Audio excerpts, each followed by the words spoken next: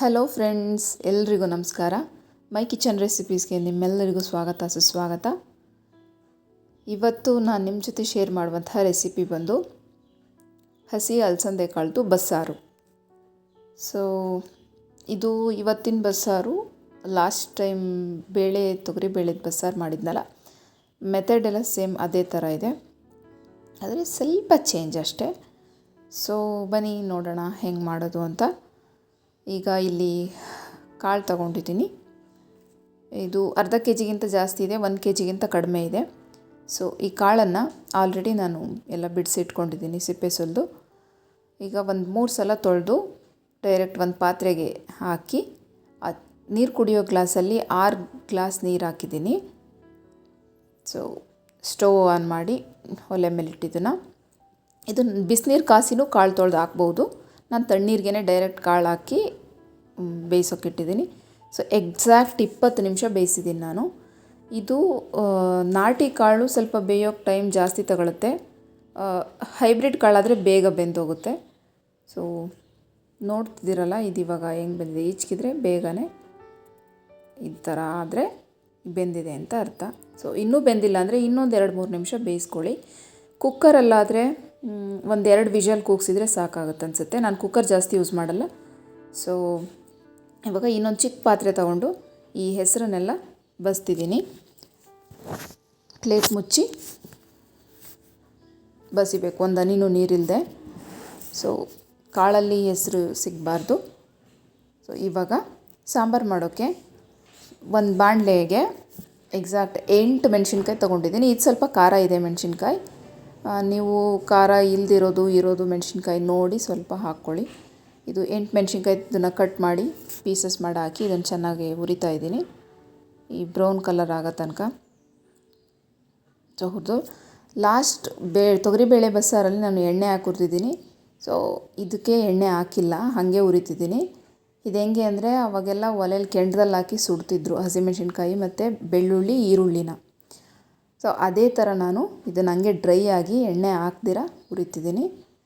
So ಇದು ತುಂಬ ಚೆನ್ನಾಗಿರುತ್ತೆ ಟೇಸ್ಟ್. ಅದು ಬೇರೆ ಥರ ಇರುತ್ತೆ ಟೇಸ್ಟು, ಇದೇ ಬೇರೆ ಥರ ಇರುತ್ತೆ ಎಣ್ಣೆ ಹಾಕ್ದಿರ ಹುರಿದ್ರೆ. ಸೊ ಇವಾಗ ಈರುಳ್ಳಿ ಬೆಳ್ಳುಳ್ಳಿನ ಫುಲ್ ಬ್ರೌನ್ ಕಲರ್ ಹುರಿತಿದ್ದೀನಿ. ಈ ಥರ ಮಾಡಿದ್ರೇ ಚೆನ್ನಾಗಿರುತ್ತೆ, ಸಖತ್ ಟೇಸ್ಟಾಗಿರುತ್ತೆ. ಸೊ ಇದೊಂಥರ.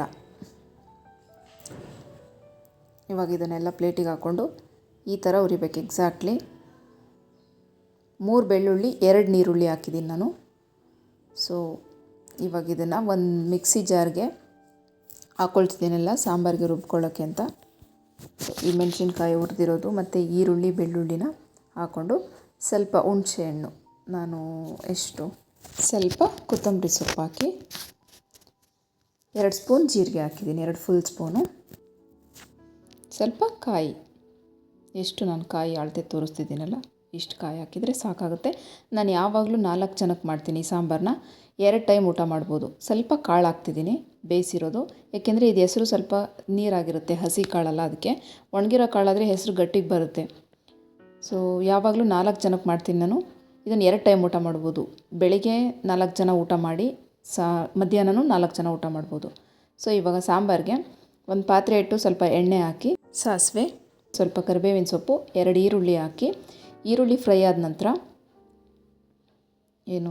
ಸಾಂಬಾರಿಗೆ ರುಬ್ಬಿದ್ನಲ್ಲ ಮಸಾಲ, ಅದನ್ನು ಹಾಕಿ 1 ನಿಮಿಷ ಮಿಕ್ಸ್ ಮಾಡಿ, ಇವಾಗ ಅದೇ ಜಾರ್ಗೆ ಬಸ್ತಿರೋ ಹೆಸರಿತ್ತಲ್ಲ ಅದನ್ನು ಜಾರ್ ತೊಳೆದು ಹಾಕ್ತಿದ್ದೀನಿ ಹೆಸರು. ಲಾಸ್ಟ್ ಅಲಸಂದೆ ಕಾಳು ಸಾಂಬಾರು ಮಾಡಿರೋ ವಿಡಿಯೋದಲ್ಲಿ ಈ ಕಾಳಿಂದ ಹೆಲ್ತ್ ಬೆನಿಫಿಟ್ಸ್ ಏನಂತ ಹೇಳಿದ್ದೀನಿ. ಸೊ ನೋಡ್ಕೊಂಬನ್ನಿ. ಅದರಲ್ಲಿ 2 ಫುಲ್ ಜಾರ್ ಆಗಿದೆ ಇದು ಹೆಸರು. 6 ಲೋಟ ನೀರು ಹಾಕಿದ್ದೀನಿ ನಾನು.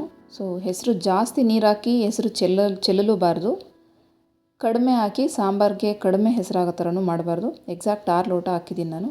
ನಿಮಗೆ ಕಾಳು ಎಷ್ಟೆಷ್ಟು ಇರುತ್ತೆ ಅಷ್ಟು ಅಳತೆಯಲ್ಲಿ ನೋಡಿ ನೀರು ಹಾಕ್ಕೊಳ್ಳಿ. ಇವಾಗ ಒಂದು 1/2 ಸ್ಪೂನ್, ಜಾಸ್ತಿ ಸಾಂಬಾರು ಪೌಡ್ರ್ ಹಾಕ್ಬಾರ್ದು, ಸ್ವಲ್ಪ ಸಾಂಬಾರು ಪೌಡ್ರು ಸ್ವಲ್ಪ ಹಾಕಬೇಕು. ಸೊ ಇವಾಗ ಹಾಕಿ ಚೆನ್ನಾಗಿ ಮಿಕ್ಸ್ ಮಾಡಿದ್ದೀನಿ. ಇದನ್ನಿವಾಗ ಕುದಿಯೋಕೆ ಬಿಡಬೇಕು. ಒಂದು 2-3 ನಿಮಿಷ ಕುದಿಸಿದ್ರೆ ಸಾಕಾಗುತ್ತೆ.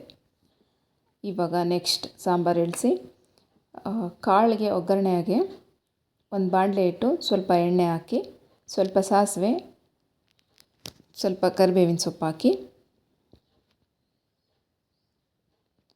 ಇದು ಸಿಡಿದ ಮೇಲೆ ಇಲ್ಲಿ ಮೆಣಸಿನ್ಕಾಯಿ ಮತ್ತು ಈರುಳ್ಳಿ, ಮೆಣಸಿನ್ಕಾಯಿ ಸ್ವಲ್ಪ ಜಾಸ್ತಿ ಅನಿಸುತ್ತೆ ನಿಮಗೆ ನೋಡಿದರೆ, ಅಷ್ಟೇನು ಜಾಸ್ತಿ ಆಗೋಲ್ಲ. ನಾನು ಈ ಕಾಳಿಗೆ ಕರೆಕ್ಟ್ ಪರ್ಫೆಕ್ಟಾಗಿ ಖಾರ ಆಗೋಷ್ಟು ಮೆಣಸಿನ್ಕಾಯಿ ಹಾಕಿದ್ದೀನಿ. ನಿಮಗೆ ಖಾರ ಎಷ್ಟು ಬೇಕು, ನಾವು ಸ್ವಲ್ಪ ಜಾಸ್ತಿನೂ ತಿನ್ನಲ್ಲ ಕಡಿಮೆನೂ ತಿನ್ನಲ್ಲ, ಕರೆಕ್ಟಾಗಿರಬೇಕು. ಸೊ ಇಷ್ಟು ಮೆಣಸಿನ್ಕಾಯಿ, ಈರುಳ್ಳಿ ಒಂದು ಚಿಕ್ಕ ಈರುಳ್ಳಿ, ಇದು ಒಂದು 5ರಿಂದ 6 ಈರುಳ್ಳಿ ಹೆಚ್ಚು ಹಾಕಿದ್ದೀನಿ.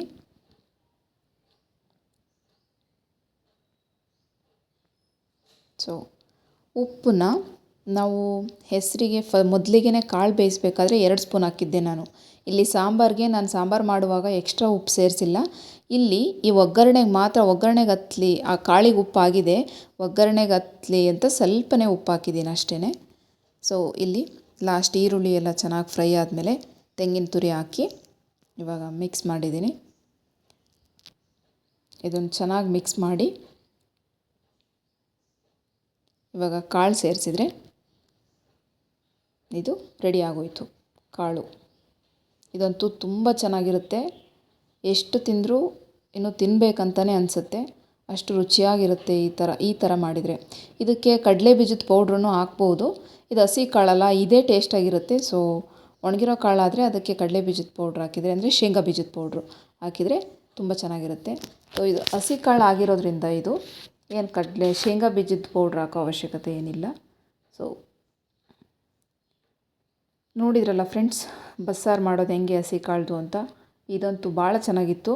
ಸಾಂಬಾರಂತೂ ಎಕ್ಸಾಕ್ಟ್ ಉಪ್ಪು ಖಾರ ಹುಳಿ ಎಲ್ಲ ಪರ್ಫೆಕ್ಟಾಗಿತ್ತು. ಸೊ ಈ ವಿಡಿಯೋ ನಿಮ್ಗೆ ಇಷ್ಟ ಆಗಿದ್ದರೆ ಒಂದು ಲೈಕ್ ಮಾಡಿ, ಶೇರ್ ಮಾಡಿ. ಹಾಗೆ ನೀವು ಈ ರೆಸಿಪಿನ ಟ್ರೈ ಮಾಡಿ ಹೆಂಗಿತ್ತು ಅಂತ ಕಾಮೆಂಟ್ ಮಾಡಿ ತಿಳಿಸಿ. ಕೊನೆ ತನಕ ವಿಡಿಯೋ ನೋಡಿದ್ದಕ್ಕಾಗಿ ನಿಮ್ಮೆಲ್ಲರಿಗೂ ಧನ್ಯವಾದಗಳು.